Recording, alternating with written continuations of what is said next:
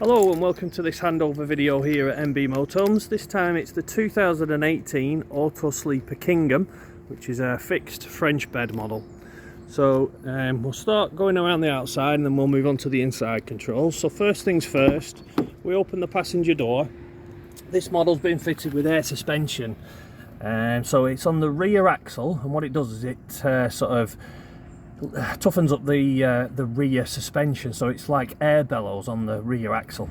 You can pump these up simply by putting an air compressor or a pump onto these valves here, and it will indicate what your pressure gauge, what your pressure is on this gauge here. Somewhere between 1 and 2 bar is probably normal. If you're carrying a lot of weight, then obviously it's indicated in the green section there, you can go up to 3 bar. So it's dependent on what weight you're carrying and how hard you want the ride to be. To let them down, it's just like a car tyre. You just press in there and that lets air out, and then you pump them up to let air in. So that's the air suspension system.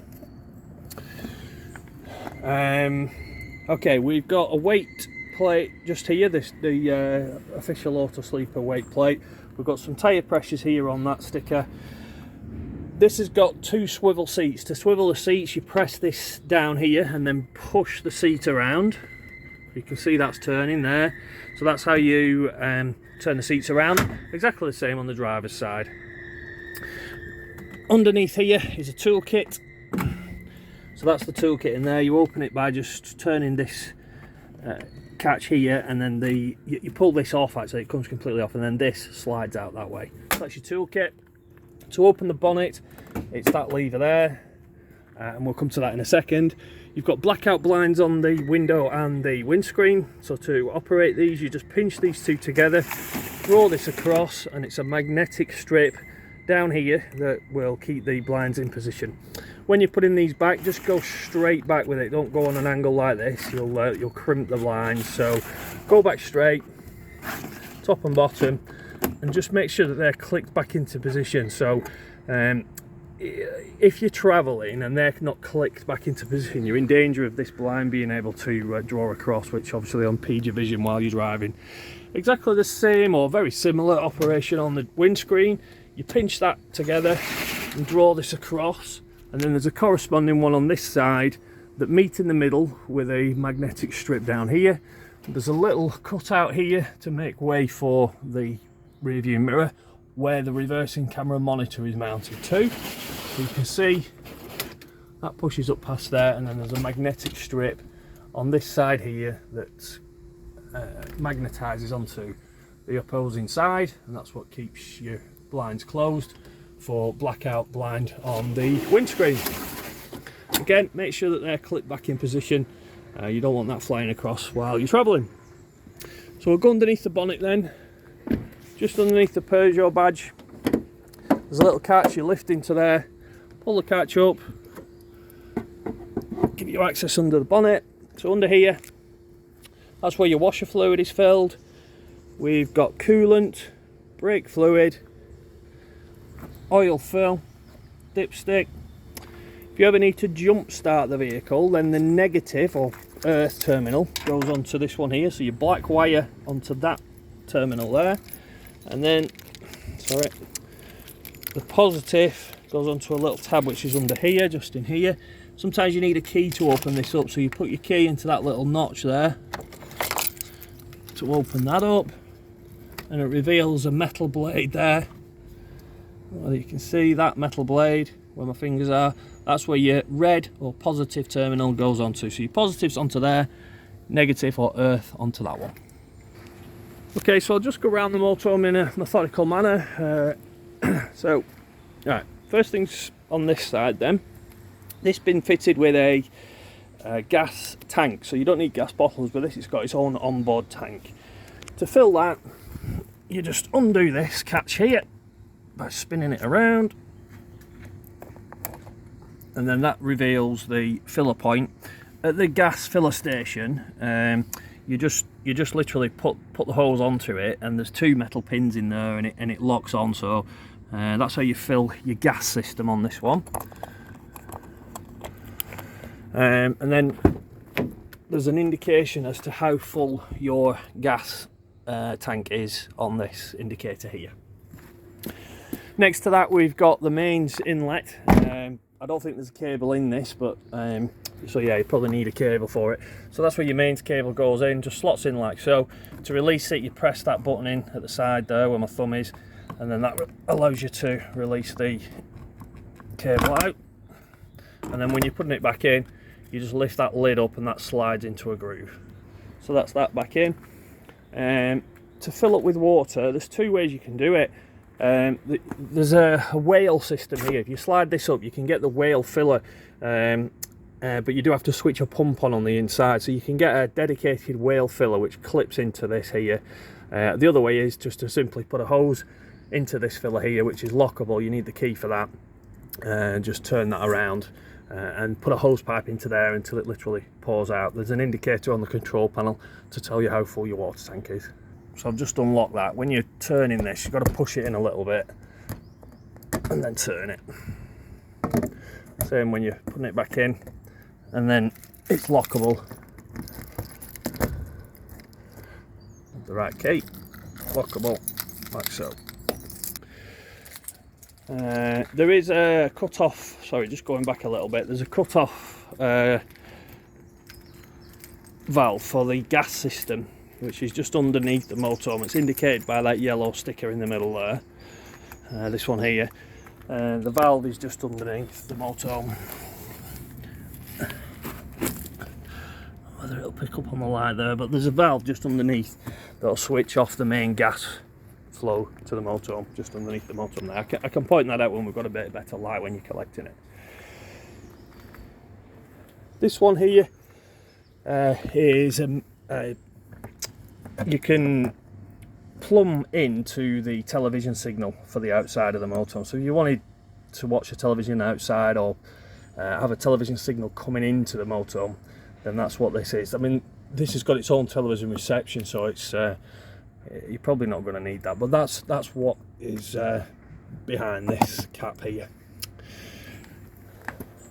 Just here, these two taps with tubes, tubes with taps on the end, to drain the water out of the motorhome. So one is the wastewater, which is this one here, and then you can see they've got a tap on the end of them. So if you just open that tap, that will drain all the water out of the waste tank. And then to drain the water out of the fresh tank, it's this tap here. Obviously it's important to drain the water out in cold conditions. If you leave water in the tank or in the boiler or any part of the motorhome, it's in danger of freezing, and then it will expand and it could crack the tank or the tubings. So you can see there the tap, the lever for the tap is just there. So that's how you drain down your fresh water tank. Again, very important that you drain that down in winter and whenever you're not using it. This here is the vent for the boiler, so that's where the exhaust gases come out when you're using your boiler on gas. So in cold weather, it's not abnormal to see steam rising from this as you would on your domestic boiler at home. So that just needs to be kept free of debris. Don't hang anything on it, and that's the exhaust or the flue for the boiler. While we're on the subject of the boiler, just going back to what I said about draining things down for winter, the boiler is housed in this area here, and it has its own dedicated drain valve, which is this mechanism here. Now that's in the drain down position, so you can see this diamond shaped, let's get a better view. So this diamond shaped thing here, that is in the drain down position. Okay, so to close the boiler and retain all the water within the boiler and get hot water out of your taps, it needs to be in that position. And then there's a little button just there, that blue button, that also needs to be pressed in. So that's in the usable position. If the battery goes flat or discharged, then it will automatically open up and drop all the water out of the boiler. Similarly, it's got a thermostat in it, so that if the temperature reaches 6 degrees and the boiler isn't switched on, it will drop all of the water out of the boiler as a safety precaution. So if you come to it and that's open and there's a pool of water on the floor, it probably means that it's automatically drained all the water out. it won't do that if the boiler's switched on, because it sends an electrical signal to this valve to say don't go through the safety precaution of draining down. Okay, so that is in the usable position. You've got to close that before you can start using your boiler and fill up your boiler ready to use with water, but I'll run through that when we go inside regarding the pump, etc. You've just got access to your underbed storage, and in there is the awning winder. There's a separate video on how to use the awnings, which I'll include when I send this video through to the customer.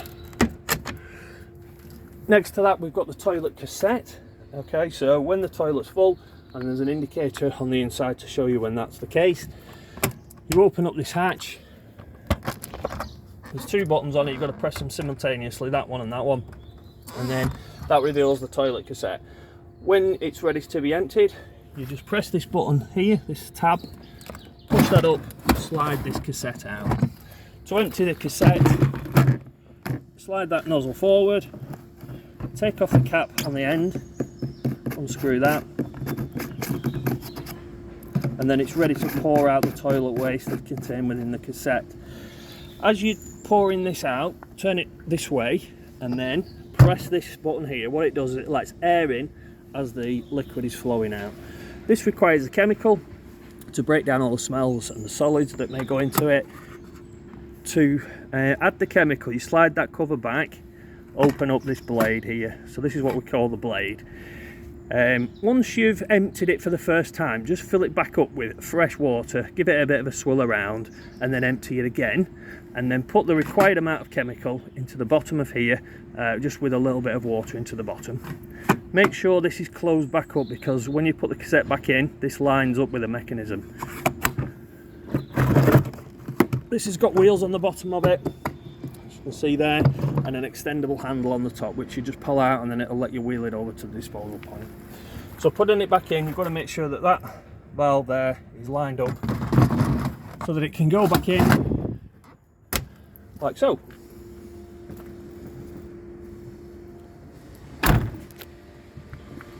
Okay, this model's been fitted with a camera, and it's a twin lens camera, so I think when you select reverse, the left one comes on, which is pointing down, so you'll be able to see the back of the motorhome, and that one points backwards, so you can see what's going on behind you as you're driving.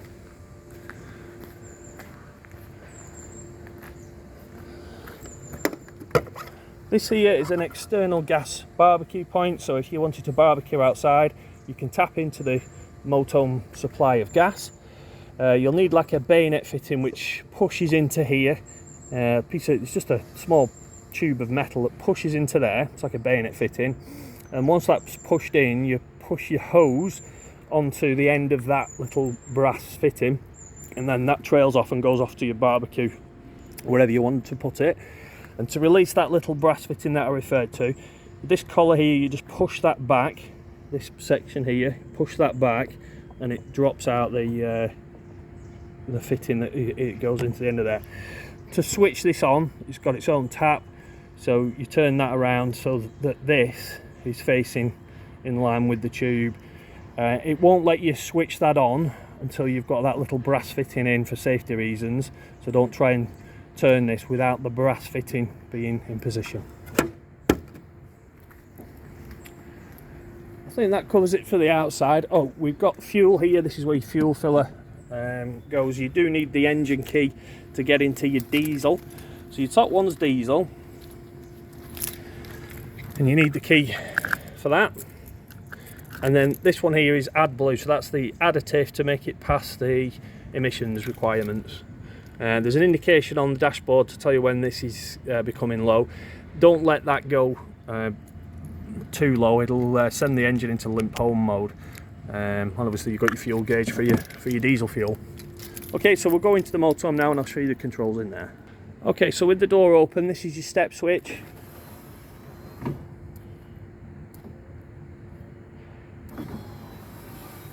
Okay, you've got a light, two light switches here for the awning light and the footlights that are just in here.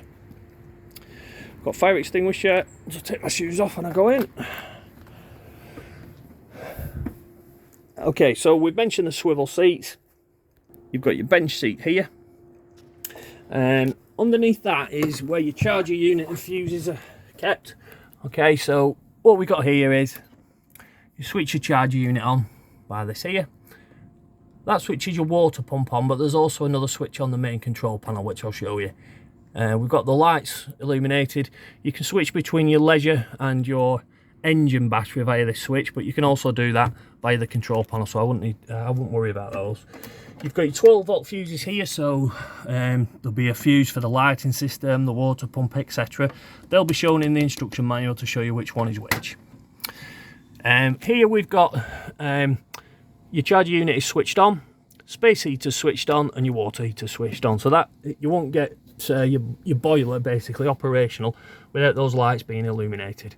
That's to tell you if you've got reverse polarity, so sometimes, mostly abroad, the positive is on the negative side when you're on the sites, so that's actually telling you that you're on reverse polarity. This here is your mains circuit breaker, so a safety feature that you'd see in a domestic home. So when these flip down, these little grey toggles here, you know that the system has tripped.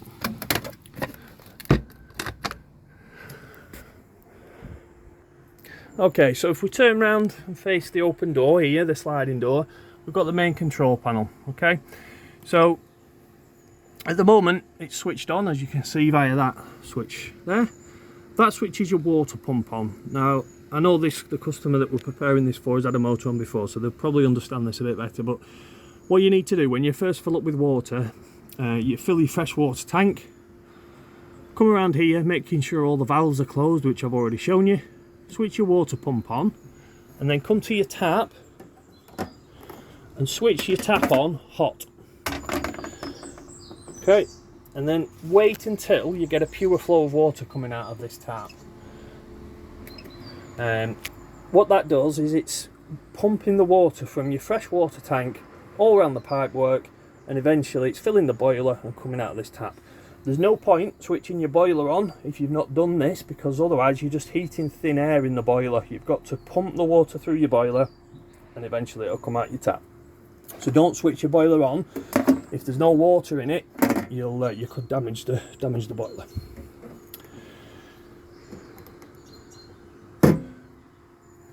The same thing applies. Don't have the water pump running if there's no water in the system, because the pump is running too fast and it could damage the pump. So only switch your boiler and your pump on if you've got water in the system and all your valves are closed. This switches your lights on the inside. That's your warning light. I'm not 100% sure what that does. I think it might be your light dimmer. I'll come back to that. I'll look it up in the instruction manual. You can switch from your leisure battery to your vehicle battery via this switch here. So as you can see there, we've got a picture of a V, which is vehicle battery, and you've got some indications to tell you how full your battery is, how many amps are being put in by the solar panel, and how many amps are being drawn by the lighting and all the circuitry that we've got on. So if I switch it back to L, we've got leisure battery. So we've got amp hours, again the solar amps, and how many amps are being drawn by the circuitry that we've got switched on.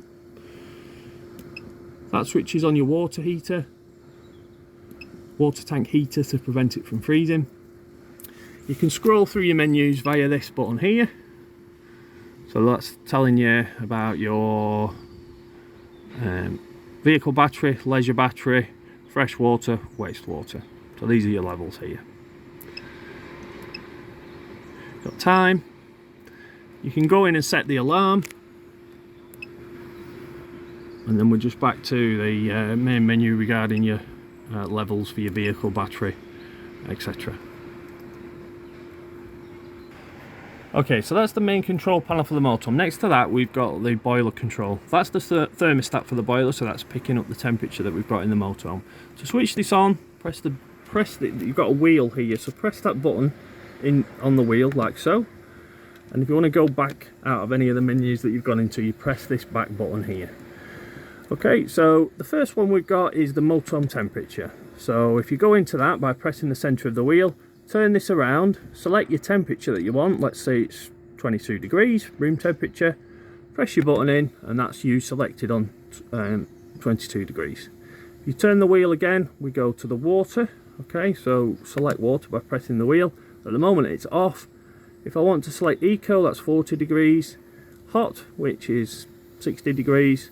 Boost, which will take all the heating, all the power from the heating and direct it to the heating of your water. So if it was me, I'd just leave it in hot, which is 60 degrees, and then mix it with cold water, so you've got a lot of warm water. So I'll turn that back to off. The next one along on the menu here is the fuel that you want to use. So again, if you press the center button, you've got gas only, a mix of gas and electric on 1 kilowatt, a mix of gas and electric on 2 kilowatts, electric on 1 kilowatt, electric on 2 kilowatts. The reason for that is if you're on a low ampage site, you want to use the 1 kilowatt setting, and then you don't blow the fuse that's on the site. If you've got other electrical appliances going at the same time as this being on 2 kilowatts, you're in danger of blowing the fuse. Okay, so the next one along, so we've done the fuel. Next one along is you can set this to vent. So you can set it to eco fan or high fan. If you've not got the heating switched on, it'll also give you the option to just vent, so it'll just blow the cool air around the motorhome. I'll just try that now for you. So we'll switch the heating off. Right, go into temperature, switch this to off, select off, go back to the fan, and then it'll allow you to select the vent option. Next one down is your timer settings, so you can set it to come on at a certain time, go off at a certain time. Next one along is setting your clock, and then there's a settings menu. I won't go into the settings menu, you shouldn't really need to, but for the purposes of this video, everything that I've just shown you there should guide you through being able to use the controls. To switch it off, it's a long press on the centre of the dial here, and it goes off. Okay, next to that we've got sink, hob, 3-burner gas hob, not much I can say about that. Your microwave in the centre here, there's a separate switch for your microwave which is just here. I'm fairly sure that this button here is the fused switch for the air conditioning, which I'll come to in a second. Okay, so yeah, this model's been fitted with the air conditioning, which is just here in the roof. The remote control for it is just here. Fairly straightforward. It's like any air conditioning you would get in a hotel. To switch it on, it's this button here. You can hear that that's operational and is switched on, and then you can change your mode settings on here to whatever suits you best.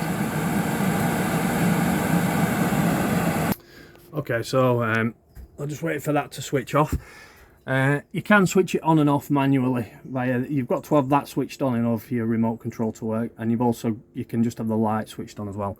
Just while we're on the subject of lights, these switch on with just a touch in the centre there.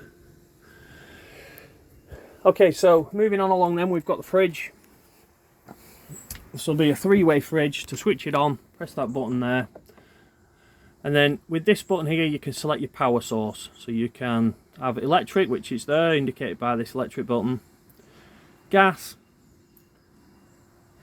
and 12 volt, which is indicated by that battery button. The 12 volt system only works when the engine's running. What you can do also is switch to this A here, which will automatically select the most relevant power source. So you can see at the moment I've pressed A and it's jumped to mains electric because we've got mains electric coming into the motorhome. The next one along is your temperature control. So on a really hot day you want the fridge to work a little bit harder. On a day like today where it's not that hot, then obviously just put it onto the medium setting. If you put it onto the full power mode and it's really cold, the fridge will just ice up. Okay, so I've got the fridge here with an ice box. If you leave the fridge closed for any length of time, it'll start to smell in the fridge because you've got stagnant air building up. This little catch here allows you to close the door like so and put that little arm in there. I don't know if you can see that on the lighting there. So it just lets you keep the fridge slightly ajar when it's not being used. Okay, we've got a fixed bed model with your carpets here. The TV's there. The satellite system, which we have tested, is here. You basically just switch it on that button at the top there, and it will automatically find the satellite. The remote control for the TV is in here, and we've got some vent covers for the fridge on the outside. The table for the motorhome is just housed in over the cab there, and that would sit in this position here, which is a freestanding table. The toilet, the light here, if you switch that light on, it automatically engages the fan, the extractor fan. So to use the toilet in here, basically lift the lid, open up this blade which is here, slide that across, and that opens up the blade which I talked to you about on the cassette. Use the toilet and then press the flush button and then close your blade back up. Obviously close the blade back up, because if you've got liquid toilet waste liquid in there, you don't want that sloshing about as you're travelling. Okay, so I think I've covered all the main controls there. If there's any questions, obviously we'd be happy to answer those on the day that you collect the motorhome, and we look forward to seeing you when you collect this fantastic Autosleeper Kingham.